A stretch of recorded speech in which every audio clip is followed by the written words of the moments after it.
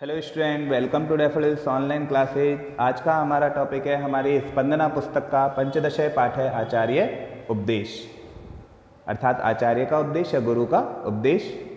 विश्व वाङ्मये वैदिक साहित्य से महत्वपूर्ण स्थानम अस्ति। विश्व वाङ्मय यानी विश्व वाङ्मय में वैदिक साहित्य से मीन्स वैदिक साहित्य का महत्वपूर्ण स्थानम अर्थात महत्वपूर्ण स्थान अस्ति यानी है।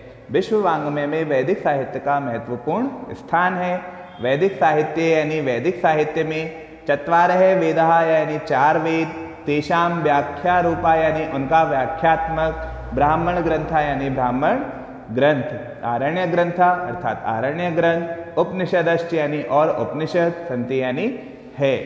उनके व्याख्यात्मक रूप ब्राह्मण ग्रंथ, आरण्य ग्रंथ और उपनिषद है।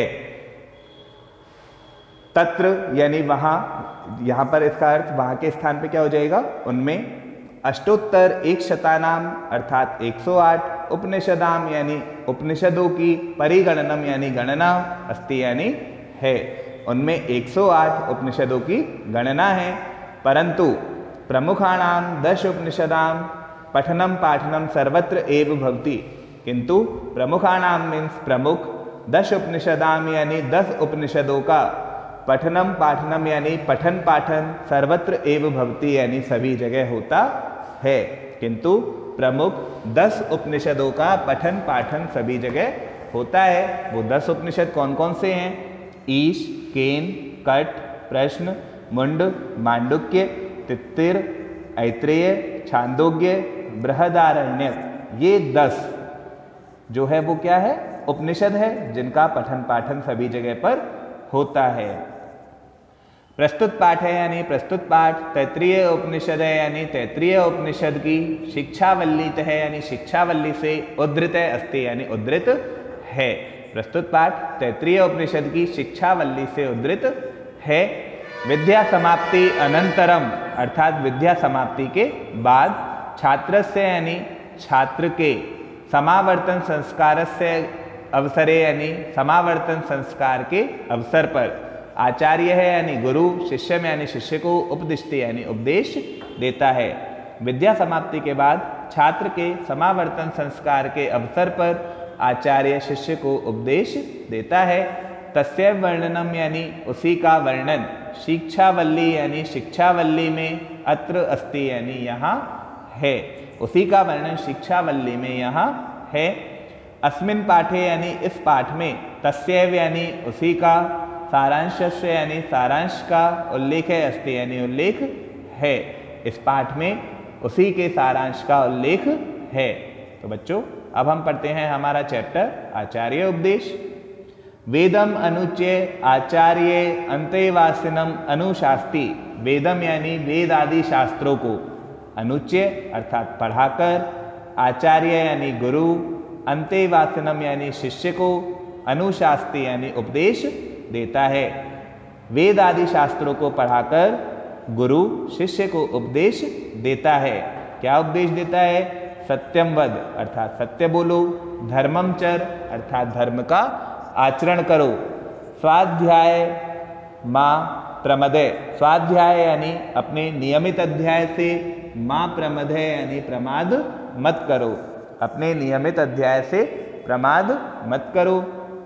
सत्यात न प्रमदितव्यम। सत्यात यानी सत्य से, न प्रमदितव्यम यानी प्रमाद नहीं करना चाहिए, सत्य से प्रमाद नहीं करना चाहिए।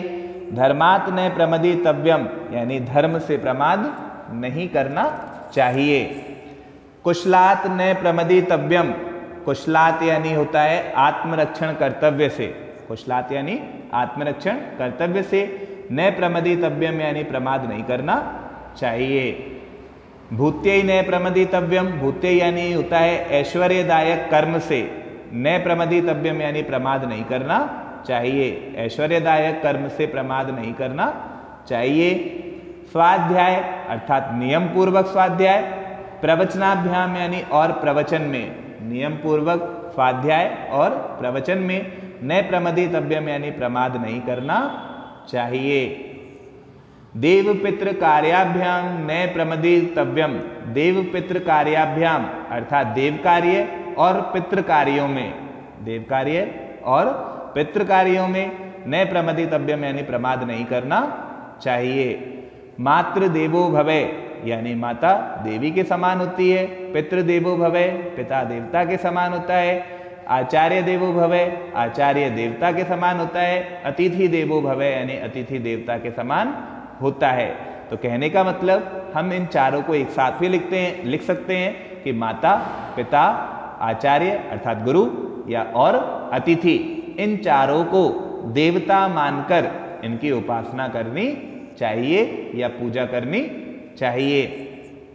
आगे, यानी अनवध्यानि कर्माणि तानि सेवितव्यानि, यानी जो, अनवध्यानि यानी प्रशंसनीय, कर्माणि यानी कर्म है, जो हमारे प्रशंसनीय कर्म है, तानि यानी उन्हीं का, सेवितव्यानि यानी सेवन करना चाहिए, जो हमारे प्रशंसनीय कर्म है उन्हीं का सेवन करना चाहिए। नो इतराणी अर्थात अन्य का नहीं, न यानी नहीं, इतराणी यानी अन्य का। यानी अस्माकं सुचरितानि तानि त्वया उपास्यानि नो इतराणी, यानी जो, अस्माकम यानी हमारे, सुचरितानि यानी श्रेष्ठ चरित्र हैं, तानि यानी उन्हीं का, त्वया यानी तुम्हारे द्वारा, उपास्यानि यानी ग्रहण किया जाना चाहिए या अपनाना चाहिए, यानी जो हमारे श्रेष्ठ चरित्र हैं उन्हीं को अपनाना, तुम्हारे द्वारा अपनाना चाहिए। नो इतराणी यानी अन्य को नहीं। श्रद्धया देयम अर्थात श्रद्धा पूर्वक देना चाहिए। श्रद्धया यानी श्रद्धा पूर्वक, देयम यानी देना चाहिए। कहा गया है किसके लिए? दान के लिए, कि श्रद्धा पूर्वक दान देना चाहिए। अश्रद्धया ऐसे अदेयम, अश्रद्धया यानी अश्रद्धा से, अदेयम यानी नहीं देना चाहिए, अश्रद्धया से कभी नहीं देना चाहिए। श्रिया देयम, श्रिया यानी होता है ऐश्वर्य के अनुसार, देयम यानी देना चाहिए, ऐश्वर्य के अनुसार देना चाहिए। हिया देयम, हिया यानी होता है लज्जापूर्वक, देयम यानी देना चाहिए, लज्जापूर्वक देना चाहिए। भिया देयम, भिया यानी होता है पारलौकिक भय से, देयम यानी देना चाहिए, पारलौकिक भय से देना चाहिए। संविदा देयम, संविदा देयम यानी होता है मित्रादि कार्य मानकर, देयम यानी देना चाहिए, मित्रादि कार्य मानकर देना चाहिए। एष आदेश है यानी यही आदेश है, एष उपदेश है यही उपदेश है। एषा वेदोपनिषद, ऐशा यानी यही, वेदोपनिषद मीन्स वेदों का रहस्य है या वेदों का सार है। एतत् अनुशासनम, एतत् यानी यही, अनुशासनम यानी अनुशासन है, यही अनुशासन है। एवं उपासितव्यम, एवं यानी इसी प्रकार, उपासितव्यम यानी ग्रहण करना चाहिए या उपासना करनी चाहिए। तो स्टूडेंट, हमारा ये जो चैप्टर है आचार्य उपदेश वो कंप्लीट हो चुका है। आपको अच्छे से समझ में भी आ गया होगा, नहीं समझ में आया हो तो आप इसे फिर से रीड करें ताकि आपको अच्छे से समझ में आए। Thank you student.